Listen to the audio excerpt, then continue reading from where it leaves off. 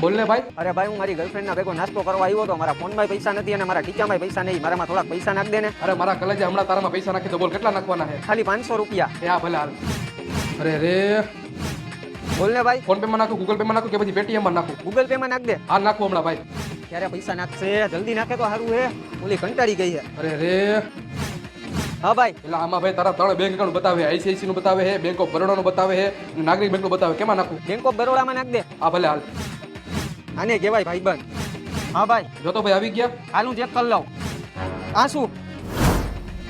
પેલા ભાઈ તે આમાં 1 રૂપિયો જ કા નાખ્યો? 500 રૂપિયા નાખ ને. એલા નાખવું ભાઈ, પેલા 1 રૂપિયા મારે ચેક કરવા તો નાખવું પડે ને. ઓરી બીજાના ખાતામાં વયા જાય તો. આ નાખ ફટાફટ હાલ. હાલો ભાઈ. નથી જરૂર તારા પૈસાની. રાખ તારી પાસે મેં બીજાથી મેળ કરી લીધો હે. એવું હે? નથી જરૂર પૈસાની? ના. પણ મેં ઓલો તારામાં 1 રૂપિયો મોકલ્યો, ઈ તો મને પાછો મોકલી દે. હાલ હું હમણાં તારામાં 1 રૂપિયો નાખ દઉં હો. એ હા ભલે હાલ. ભાઈબંધને તો કામ આવવું પડે ને. ભાઈબંધને કામ ન આવી તો એ શું કામનું?